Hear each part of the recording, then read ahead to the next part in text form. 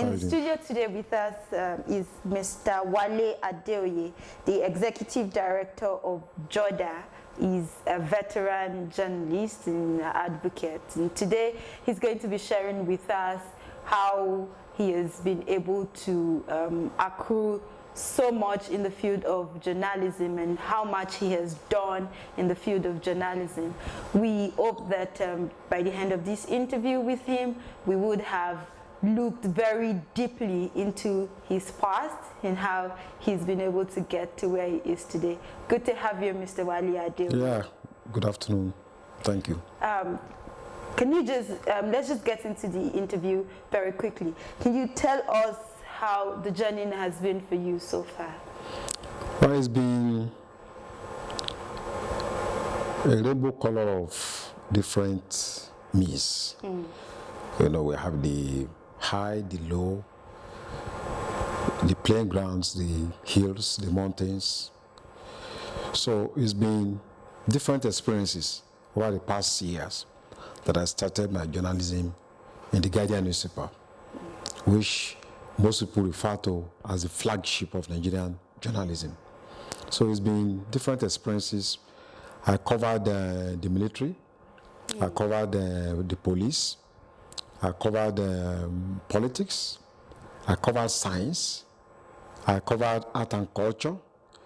You know, almost every field, you know, I've had to be involved in one way or the other.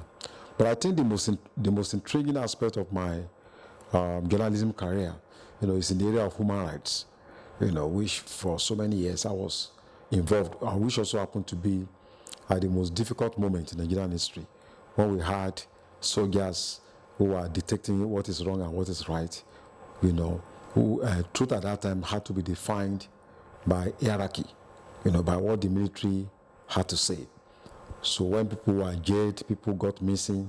At least I can recall, two of my colleagues that got missing, you know, in the Guardian, Chinedu Faro and also one prince, which, I mean, up to today, nobody could trace their whereabouts. And then I can also recollect Tunde Oladipo that was shot dead in Abeokuta, who was also a colleague. So it's a very difficult moment. And I could recollect moments that I was arrested by the Director of Military Intelligence, moments that, you know, were in rallies. I was arrested with Dr. Beko and some Kuti. Gani Fahmi was a lawyer at that time. Beko was arrested with her daughter. I was a journalist. I was also picked with them, with Tokuma Fukuyomi and a host of others. So it's been a very tough journey, you know. But I think on every occasion, you know, truth has always triumphed over falsehood.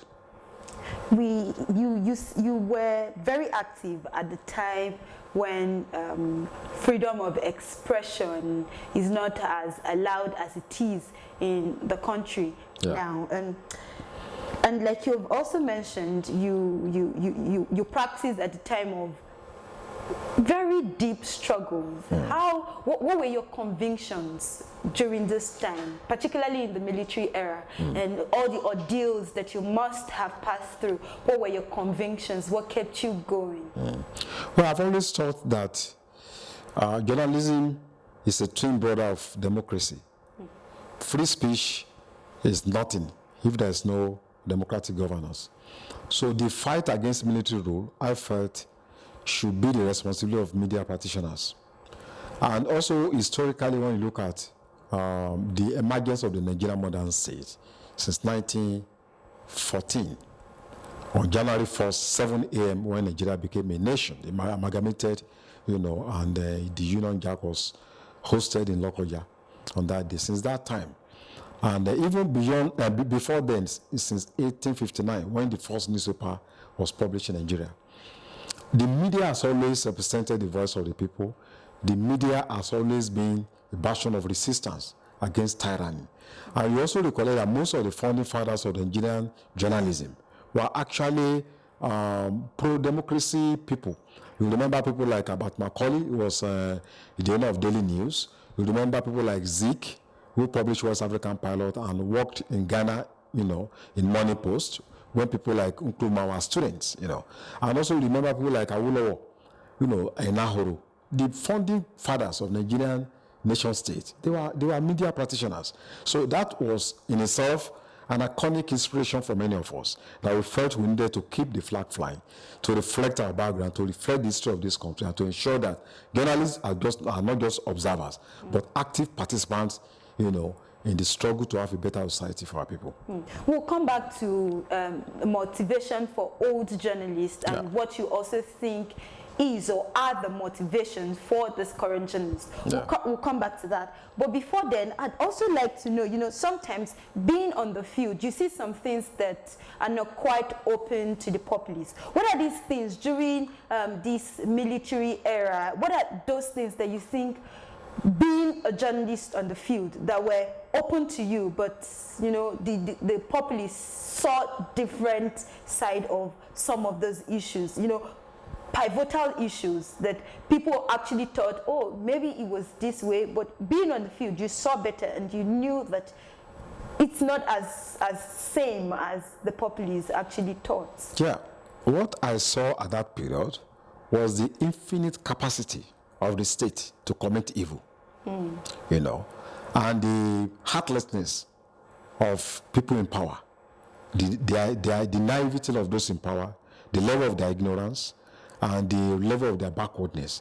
That the only difference was that they had the opportunity to take some guns and then took over the country by force of arms. They were not more intelligent, they were not more better than us, but just because they had access to deadly weapons, and then they seized the destiny of Nigerians, usurp their sovereignty, and then destroy the values and culture and heritage of our people. Because when you get close to these so-called leaders and interact with them, you find out that many of them are just empty. Except that they just find themselves, they are ignorant. They don't know the history of their country. I've interviewed so many of these leaders, and I was appalled by the level of their ignorance about the people that they govern. So that's one of the things that a lot of people don't know. They just talk about president, ministers, professors, this and that, but they are just empty. They just carry big names, deep down in their heart, they are just nothing. They are not more intelligent than the ordinary people on the street. I'm sure that at some point you were, like you actually even mentioned earlier that you were arrested, probably detained at some point. Were you ever afraid? I think at that moment, we saw a country that was going down the drain, falling from the cliff edge, and everybody was prepared for the consequences. So the issue of being afraid didn't come in. Everybody wanted to play, especially the progressive journalists, they wanted to play a part. We wanted to live a part of honor. That was the most important thing to us. So when I was detained by the infamous Colonel Omenka, that was the day Gujarat was killed, and I was taken to DMI, with the MD of Guardian and also the editor, just because I wrote a story, interviewing somebody who had been released after 20 days, one Dr. Aborishade, who's now, he's now in the US. He had to escape to the United States, and after that story came out, Al-Mustafa called Colonel Omenka and said, look, because when they released him, they never knew he was the publisher of June 12th, a very deadly magazine that the military had been looking for the publisher of that newspaper. When he came out, I came to Guardian. I now interacted with him. I now wrote in my story that came out on Sunday that Aborishade is also the publisher of June 12th magazine. But they never knew us at the time they released him. So Mustafa said they must arrest me. I must look for him. And apparently we attended the same secondary school, ironically. So, and by the time I was kept in detention, at DMI and all that, they were forcing me to give them my home address. Thank God I never did, because if they had followed me home, they would have met him right in my house where he was hiding. But fortunately, he was able to escape to the United States, where he ended up having a PhD, and he now lectures at Afar Babalawo University, but he was in exile for so many years. So, and I also remember the journalist was kept at underground cell, Fayemiwo, and they had to tie his feet, and then put stove under him, kept at DMI. One Major here was also kept. The ADC of DIA, was also kept at DMI, but nobody knew. It was when I got to DMI that I was able to get this information, and I just wrote about all that. So they felt, look, this guy, you've got to die. But I'm glad that, we kept on the courage, we kept on the battle, we kept on the zeal, and at the end of the day, we were able to overcome them, because there is nothing as there is no military arsenal all over the world that is as mighty as a pen. Thank you very much, thank you. Mr. Thank Wale you. Adeoye, for having this session with us. You. It has been enlightening, to say the least, and I've learned a lot from what journalism used to be in the past and what it is now, and the hope for the future. Thank you very much for coming in here to talk to us.